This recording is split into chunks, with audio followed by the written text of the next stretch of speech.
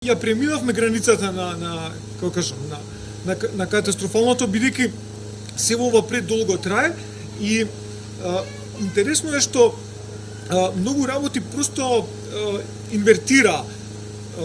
Мислам, на некој начин тоа е тема на мојево, се надам, кратко излагање, инверзијата, да речам, ама да речам во разните своји форми.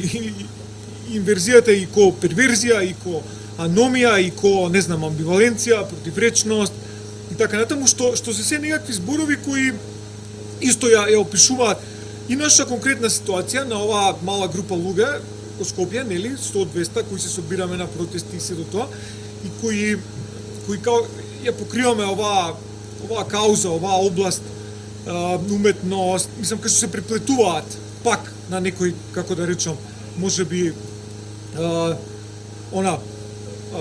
противречен начин, инверзен начин, уметноста, активизмот и политиката. Значи, не е само наша тема, но првенствено е наша, ради тоа и одбрав да го зборувам ова сега овде. Туку мислам дека е и поширока општествена тема.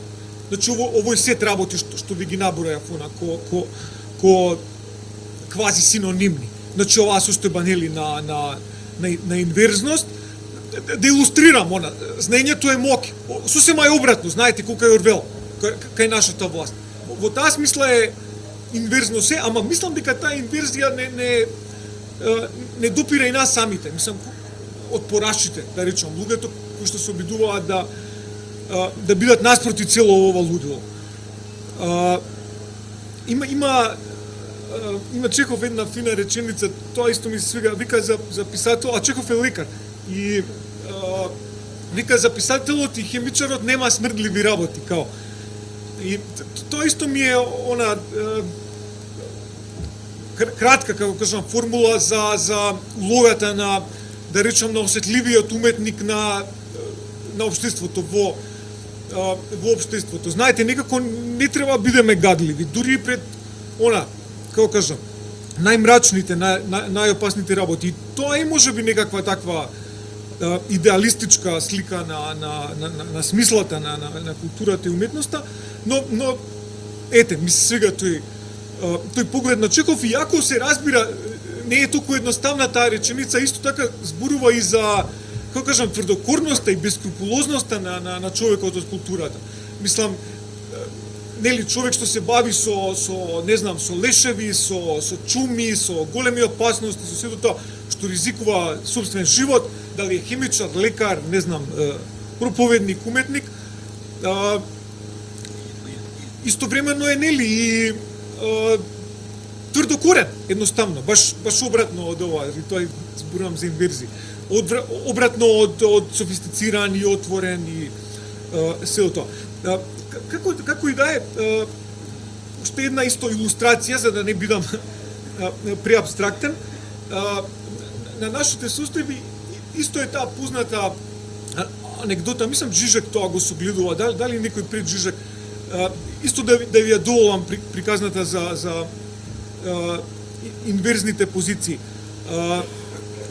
Знаете, Жижек е голем фан на Хичкок и он има една многу интересна констатација. Вика дека во многу филмови на Хичкок се случува оној мотив кај што бегалецот пред прогонувачите најзаштитен се чувствува во места со многу луѓе, во средиштето на толпата.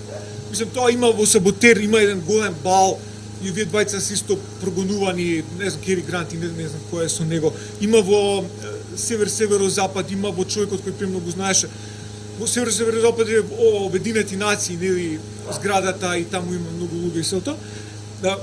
Значи, пак го имате тој парадокс, како кажам, дека просто не можеш да му се обратиш, иако си окружен со барем во филмовите на Хичкок, со стотици луѓе околу тебе, ти си заправо во некој средиште на некој виор и нема ко самица, ко дупка, ко дно. И тоа е исто интересно, нели, зборува за некоја поетика на Хичкок, така малку параноична, но мислам дека исто на некој начин може да се поврзе со нашава општествена состојба, и ова не го зборувам само, како да кажам, само негативно, затоа што можеби другата страна на тоа е, нели, да останам во овие бескрајни превртувања. Другата страна на тоа е дека можеби оние што се осамени формално, што се попосветени кон нешто што можеби во моментов изгледа абсурдно, особено од аголот, нели, на мнозинството, да не речам толпата, веќе толпа не ни постои кај нас. Значи можеби и не се да толку погрешна трага, како да кажам, мислам тие што цитираат некоја како кажам, собствена работа. Аналогно на тоа дека баш во средиштето на толпата си сосема изгубен и под закана и исплашен и сето тоа. Повеќе помалку тука ке завршам, значи само нафрлив некои и повеќе чувство да разбудам и некакви емотивни жички, не толку да понудам некоја консеквентна, како кажам, теорија, бидејќи за 10 минути тоа и не може, само слики сакам да ви нафрлам, метафори.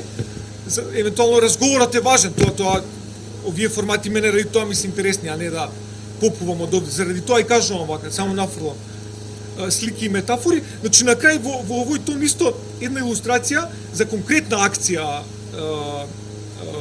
метничко, политичка, како кажа. Они се доста познати, Неошо Вилич веројатно ги знае тоа е сферата на уметноста. Виенски едни, не знам што се ситуационисти, не знам како се наречат. Тоа мислам го имаше и во книгата, не знам дали памтиш Искра на Рауник. Он бил дел од таа група и они доста жестоки борби имале со власта во Цирих. Тоа е една фабрика, Роте фабрик се вика во Цирих, и тоа е сега огромен простор за независна сцена. И они тоа го добило од градот, не знам кога, можда 90-ти, нешто така, ама 80-ти траеле доста жестоки борби таму. Има доста интересни примери на таков некој карневалски, како да кажам, уметнички активизам. Еден од тие, например, они им забраниле градските власти да протестираат на отворени простори, иако вие се стану доста интересни, радикални, да речам, протестанти и интересни уметници. Значи им забраниле на улица да протестираат и овие пливале по реката, тоа е славен ивен перформанс као, и со транспаренти, со овакви урлале, сето тоа, ја сквотирале реката на некој начин. Тоа е една као нивна акција. Втората е она чиста инверзија. Они се бунеле некој почеток на 80-ти против огромните дотации кои ги добивала операта во Цирих од градските власти. Тоа се мерило со десетици милиони валјда евра, мислам денешно ако ги преведеме тие пари. Знаете, бомбастична, помпезна национална институција која цица пари ко, не знам, мислам, од кои може да живеат десетици илјади сигурно скромни уметници и културни работи. Значи они се бунеле против тоа и сега се дигнала голема джева, они имале добри стратегии, нели, медиумски се тоа, оваа уметничка група, и ги викнале на телевизија и они, тие двајцата главни, они се исто уметници, ги заборев имињата, воопшто не ги изложиле ставовите на нивната група, туку глумеле еден конзервативен пар, Милер, супружниците Милер, така и се вика тој проект Милер Бродкастинг или таа акција, како да ја наречам. А тука бил шефот на полицијата, одборници градски, овие наострени исто, нели, со контраргументи конзервативците дека овие се шлямот на градот, ова уметниците се тоа, операта е као и така натаму. И така што со таа стратегија на инверзија, да речам, просто не се ни слушнало спротивното мислење, бидејќи овие се ја терале приказната на конзервативни сопружници Милер, постигнале поголем ефект во тоа време, отколку нели она што да се фатиле за вратови со ете така. Тоа е се од мене, значи неколку такви примери за парадоксални, како да кажам, стратегии и действувања.